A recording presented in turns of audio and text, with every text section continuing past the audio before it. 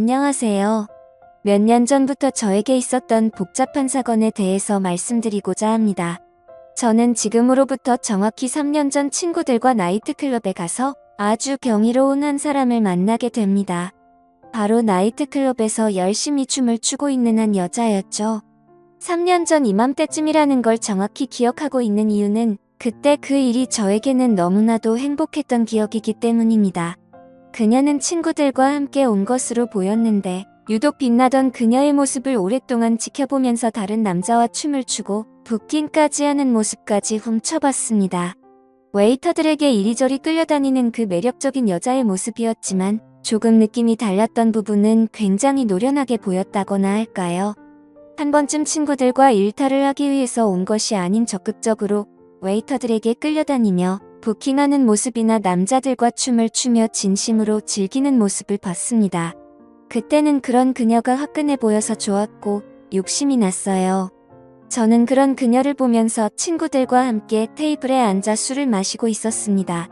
당시의 나이트 안에는 사람이 정말 많았는데 그 여자만큼은 아주 선명하게 잘 보이더군요. 뭐라고 표현해야 할지 모르겠다는 생각이 들 정도로 아름다워 보였습니다. 저와 제 친구들은 그 여자 무리를 보며 완전히 꽂혀버렸고 합석을 한번 도전해보자고 이야기를 꺼냈습니다. 그녀는 친구를 포함해서 3명이었고 저의 무리도 친구 포함해서 3명이라 같이 합석해 놀자며 들이댔습니다. 친구들은 그냥 가볍게 생각하는 것 같았지만 제 눈에는 그 여자가 너무나 예뻐 보여서 도저히 놓치기 싫더라고요. 그 여자들도 저희가 싫지 않았는지 합석하자는 제안에 알겠다고 대답했습니다. 그때 제 친구들과 그녀의 친구들은 정말 많은 술을 마시고 밤새 재미있게 이야기하며 놀았습니다. 헤어질 때쯤에는 번호 교환에 성공했고 그 이후로도 계속해서 그녀에게 연락하면서 사귀자고 직진했고 사귄 후에는 나이트에서 봤던 화끈했던 그녀와 다르게 조신하고 참한 모습에 결혼까지 하자고 몰아붙였습니다. 도저히 후진이라는 게 없었습니다.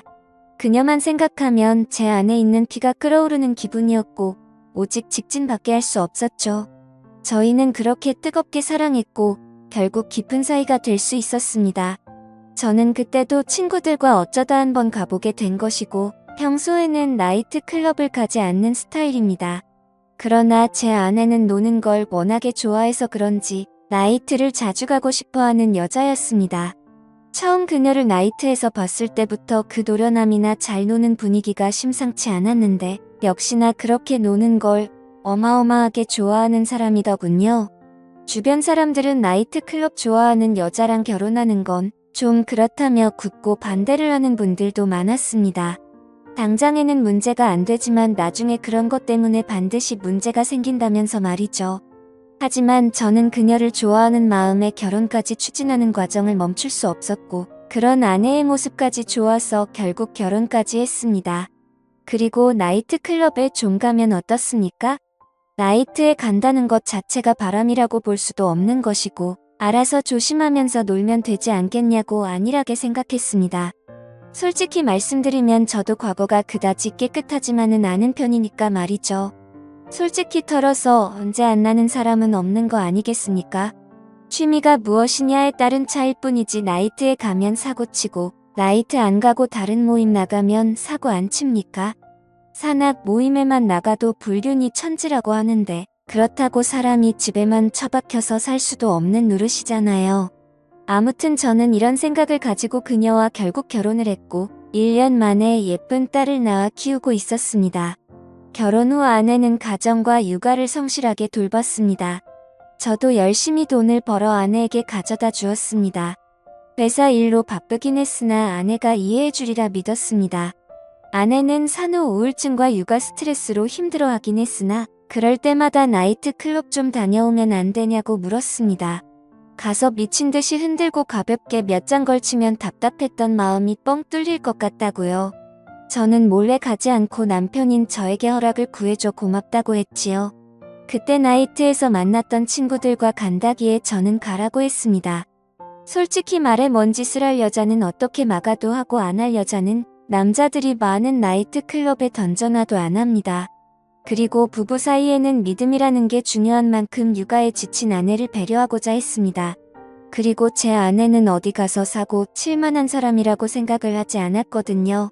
저랑 만났을 때에도 사고 치지 않고 건전하게 놀았기 때문이죠. 제 아내에게는 여동생이 한 명 있는데 다행히 처제도 제 아내를 많이 도와줬습니다.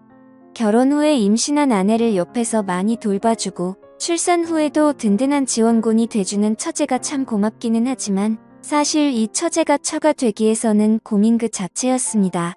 지금까지 시집을 가지 않고 노처녀로 남아있는 처제의 혼인 문제는 늘 집안에서 화두가 될 정도의 문제였고 장모님과 장인어른 입장에서도 얘가 언제쯤 시집을 갈 수 있을지 늘 걱정을 하셨습니다. 지금까지 번듯하게 뭐 하나 해놓은 것도 없고 인물도 그다지 뛰어난 편이 아니라 누가 데리고 가기나 하겠냐며 말이죠. 저는 처제에게 좋은 남자를 소개시켜주는 게 어떨까 싶어서 한번 물어봤습니다.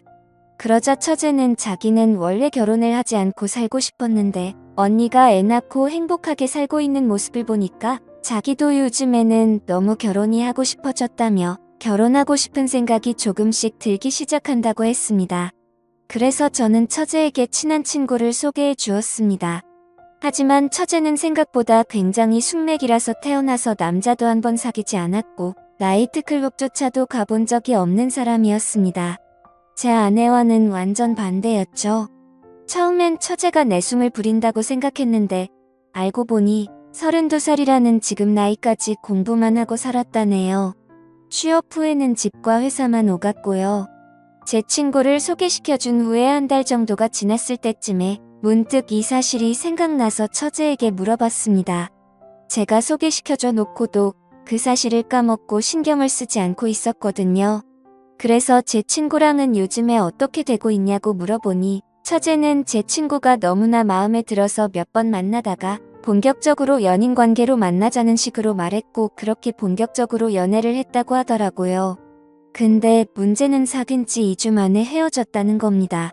저는 처제에게 자세한 이야기를 들어봤는데 친구 녀석이 완전히 쓰레기처럼 행동을 한 것 같더라고요. 그래서 저는 곧장 친구에게 연락을 했습니다. 우리 처제가 너한테 무슨 잘못을 해서 그렇게 쓰레기 같은 행동을 했냐고 했더니 완전히 펄쩍 뛰면서 오해하지 말라는 겁니다. 친구는 처제와 만나면서 있었던 일을 자세히 해주더라고요. 외모는 마음에 드는데 성격이 너무 부드러워서 재미가 없고 마음이 여린 사람이라는 게 티가 나서 상처 주지 않을까? 늘 걱정이었는데 진짜 별것도 아닌 걸로 울면서 전화가 오고 집착도 심해서 너무 힘들었다고 하더라고요.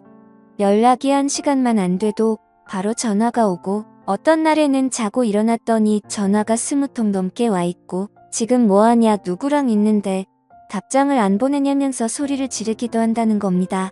게다가 회사에서 회식하는 거 가지고 거기에 여자가 있니? 옴니 회사에서 여자 동료들하고 친하게 지내지 말라면서 으름장을 놓기도 하고 아주 피곤해 죽겠다고 하더라고요. 생각해보니 제 친구가 좋아하는 여자 스타일은 조금 남자 같은 면이 있는 털털한 여자입니다. 그렇게 만남을 이어가다가 좋아하는 마음이 식어버려서 남자가 이별 통보를 했는데 처제는 여전히 제 친구에게 마음이 남아있었고 연애 경험이 별로 없는 여자라 그런지 상처 아닌 상처를 받게 된 처제를 옆에서 지켜보며 열심히 위로해줬습니다. 요즘 같은 세상에 이렇게 남자를 모르는 여자도 있구나 싶으니까 한편으로는 귀엽기도 하면서 한편으로는 굉장히 답답하더라고요.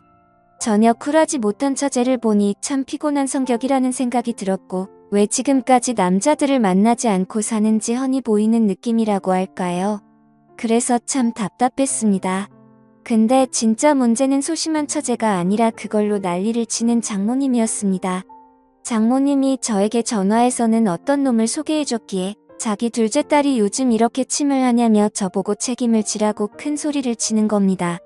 실컷 남자 소개시켜줬더니 본인이 제대로 못한 걸 저한테 책임지라고 하는 걸 보고 참 짜증이 났습니다. 이래서 누가 잘 되든 못 되든 오지랖 넓게 행동하면 안 된다 싶더군요. 그래도 아내의 동생이니까 이 정도로 신경 써주려고 했는데 앞으로 완전히 신경을 꺼야겠다 싶더라고요.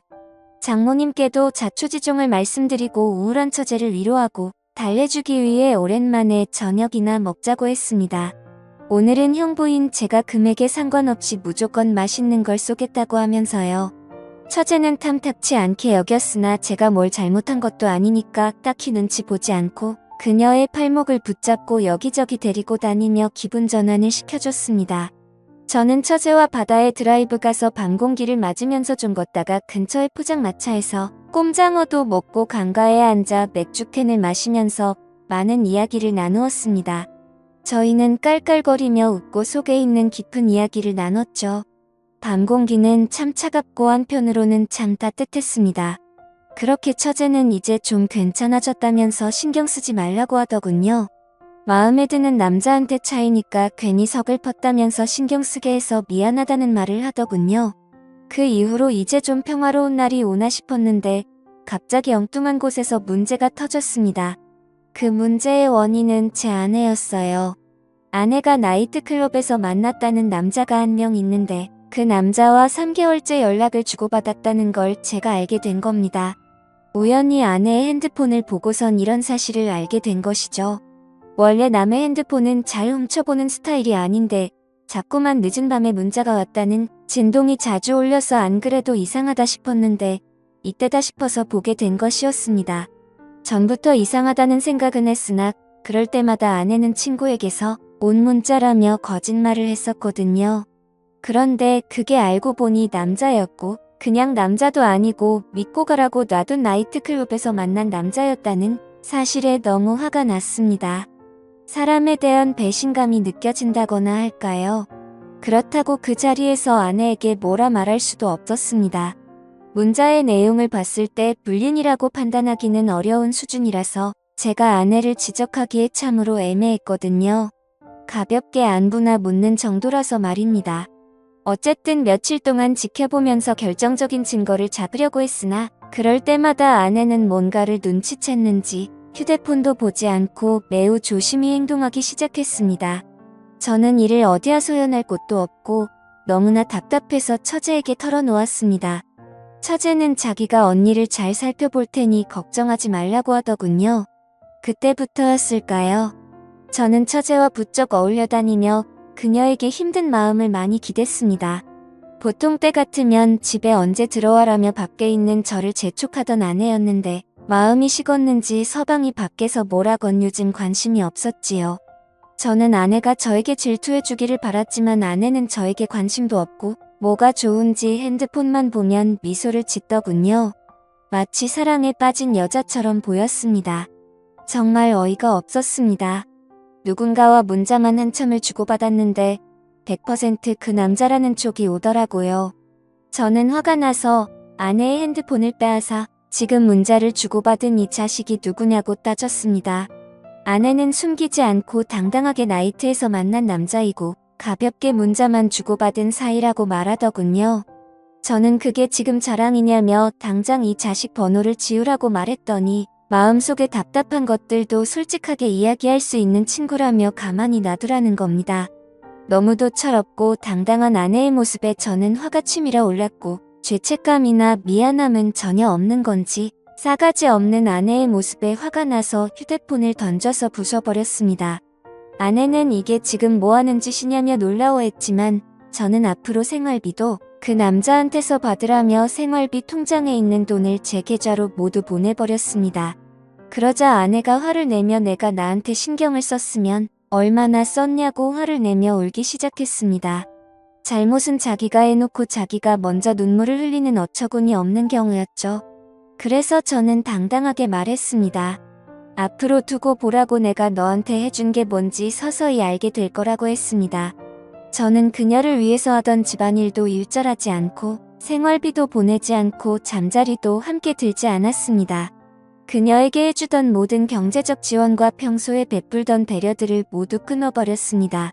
그 후로 당연히 저와 아내의 관계는 급속도로 차가워졌습니다. 아내는 제가 바쁜 회사 일로 자신과 가정에 소홀했다며 저에게 그동안 실망감이 많이 쌓인 듯 했습니다. 밖에서 돈 벌어오는 것도 모자라서 그런 걸로 태클까지 거는 게 짜증나서 저는 아내에게 나가서 돈을 벌어오라고 말했죠. 그렇게 오랫동안 냉전이 계속됐는데 처제는 힘들어하는 저를 보면서 많은 위로를 해주었습니다. 같은 혈육이지만 자기가 봐도 언니는 자유로운 영혼이라면서 어딘가에 정착하고 사는 것과 어울리지 않는 사람이라고 했습니다. 그래서 언니가 결혼한다고 할 때 집안 식구 모두 놀랐답니다. 처제와 많은 이야기를 주고받으며 소주만 한 잔 두 잔 마시다 진탕 취하도록 술을 마셔댔고 저와 처제는 필름이 끊겼지요. 며칠 후 아내는 저에게 미안하다고 사과를 했지만 더는 답답한 결혼 생활 못하겠으니 이혼하자고 말을 꺼냈습니다. 저는 당연히 올 것이 왔다고 생각하며 알겠다고 대답했습니다. 그렇게 일사천리로 이혼을 진행한 후에 얼마 되지 않아 아내의 소식을 들었는데 정말 너무나도 충격적이고 저를 괴롭게 만드는 사실을 한 가지 듣게 됐습니다. 그때 그 나이트클럽에서 만난 남자와 동거를 하고 있다고 하더군요. 저와 이혼을 하려고 했던 것은 자신의 삶을 살기 위해서가 아니라 결국 그 남자와 함께 살기 위해서 그랬던 것이었죠. 저는 다시 한번 그녀에게 배신감이 쏟아올랐고 집안을 뒤집어 놓았습니다. 그러자 장모님과 장인어른도 저에게 사과를 하며 저에게 용서를 구했습니다. 근데 그런 일이 있게 된 지 하루 만에 처제가 제 아기를 가진 것을 알게 되면서 이제는 제가 장모님과 장인어른에게 사과해야 하는 상황이 왔습니다. 아마 전쟁터도 이보다 더 난장판은 아닐 거라는 생각이 들 정도로 복잡한 상황이 계속 터진 것이죠. 제 삶이 완전히 통째로 엉켜버렸다는 생각이 들더라고요. 나이트에서 만난 아내는 나이트에서 결국 바람이 나버리고 제 친구와 연애하던 처제는 결국 제 아이를 임신해버린 지금의 상황 말입니다. 한 달 전 처제와 많은 이야기를 주고받으며 소주를 진탕 취하도록 마셨을 때 필름이 끊겼고 저와 처제는 서로 눈이 맞아 버렸던 거죠. 그날 처제와 연인처럼 서로의 마음을 확인하였고 저를 사랑한다는 처제에게 언제부터 저를 좋아하게 됐냐 물었지요. 제가 소개해준 후배에게 차이고 나서 우울해 있을 때 제가 처제 팔목을 붙잡고 함께 데이트했을 때부터 저를 마음에 두기 시작했다고 하더군요. 그때 그 밤 공기를 잊을 수 없다며 저와 미래를 생각했다고 말했습니다. 그 말을 듣는데 정말 쉽게 사랑에 빠지는 여자라는 느낌을 또 받았습니다. 저는 집안 망신이니 처제에게 아기를 지우라 말한 장모님과 장인어른을 찾아가 공손히 말씀드렸습니다. 처제와 결혼해서 애를 낳고 함께 살겠다고 말입니다. 솔직히 말하면 처제에게 마음이 있던 것은 작은 이유였고 진짜 함께 살려고 마음먹은 핵심적인 이유는 아내에 대한 복수심 때문이었습니다. 저는 장모님 장인의 허락을 받지는 못했으나 아이는 내팽개쳐두고 외간 남자와 바람난 아내를 보니 정말 참을 수가 없더군요. 그녀에게 치욕을 안겨줘야겠다고 생각합니다. 저는 처제에게도 크게 관심이 없고 이제 이 집안은 진절머리가 납니다. 저는 오직 저의 아이만 있으면 되고 바람나서 떠나간 아내를 어떻게 더 치욕스럽게 만들지 고민해봐야겠습니다. 이런 저를 이해하실 수 있나요? 저도 잘 모르겠네요. 오늘의 사연 여기까지입니다. 지금까지 읽어주신 모든 분들 감사합니다. 구독과 좋아요, 알림 설정 눌러주세요. 그럼 모두들 행복한 하루 보내세요.